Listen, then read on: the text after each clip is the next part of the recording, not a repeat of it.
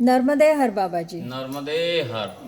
अभी अगले 2 दिन में आने वाले नर्मदा मैया की जयंती के उत्सव के तौर पर आप सारी जनता को हम लोगों के लिए क्या संदेश देना चाहेंगे?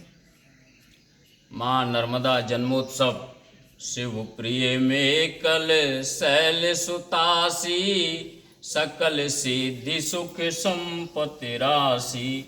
माँ नर्मदा माँ नर्मदा के सभी भक्तों को नर्मदे हर। जैसा कि आप सभी भक्तों को पता ही है कि आगामी 25 जनवरी दिन रविवार को हम और आप सभी पतित पावनी पुण्य सलीला माँ नर्मदा जन्मोत्सव मनाने जा रहे हैं।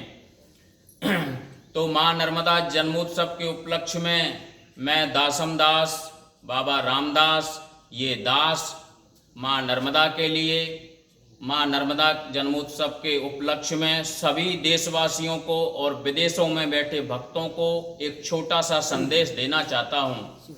लेकिन संदेश देने से पहले मैं साधु हूँ और साधु का जो कार्य है भिक्षा मांगना। तो मैं नर्मदा खंड के सभी भक्तों से सर्वप्रथम छोटी सी भिक्षा मांगना चाहता हूँ, उसके बाद में एक छोटा सा संदेश देना चाहता हूँ। अगर दान देने की बात आती है तो सबसे ऊपर उस लिस्ट में दानवीर कर्ण का नाम आता है। जब भी दान देने की बात आती है उस लिस्ट में हमेशा ही सबसे पहले सबसे ऊपर दानवीर कर्ण का नाम आता है। और मैं नर्मदा खंड के भक्तों को भी जानता हूं। 21 कल्पों से इस धरा पर निरंतर मां नर्मदा बह रही है और आदिकाल से परिक्रमा हो रही है। नर्मदा खंड के भक्तों के पास उनके दरवाजे पर अगर कोई साधु संत भक्तजन एक नारा लगाता है जाके नर्मदे हर का, और जो भी भिक्षा के रूप में मांगता है वो भी अपने दरवाजे से कभी खाली हाथ नहीं लौटाते। मैं नर्मदा खंड के भक्तों को जानता हूं।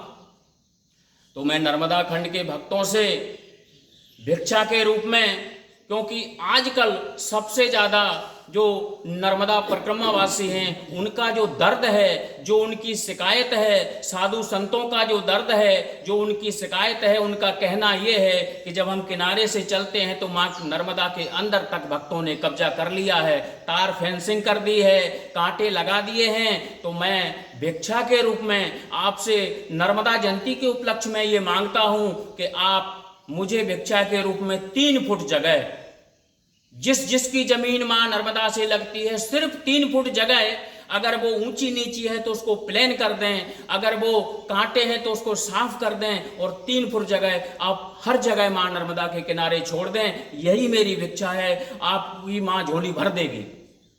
और मेरा संदेश ये है कि स्वच्छता और वृक्षारोपण के साथ साथ हमें ये भी ध्यान रखना है, क्योंकि ये जो माँ नर्मदा है वो नदी के रूप में है पर वे नदी नहीं है। प्रभु श्री राम मनुष्य के रूप में हैं पर वे मनुष्य नहीं हैं। सर्व तीर्थ नायकम, सब तीर्थों की नायिका है। 33 कोटि देवी देवता उसके खंड में निवास करते हैं। तो मेरा संदेश ये है कि स्वच्छता और वृक्षारोपण के साथ साथ हमें अगर मां नर्मदा में स्नान करने जाएं तो क्या लेकर जाएं?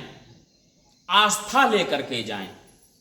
आप नारियल लेकर नहीं जाओगे तो भी चलेगा, आप अगरबत्ती नहीं लगाओगे तो भी मां खुश हो जाएगी, क्योंकि पुराने समय में, प्राचीन समय में तांबे के सिक्के नदियों में इसीलिए डाले जाते थे, उससे जल शुद्धिकरण होता था।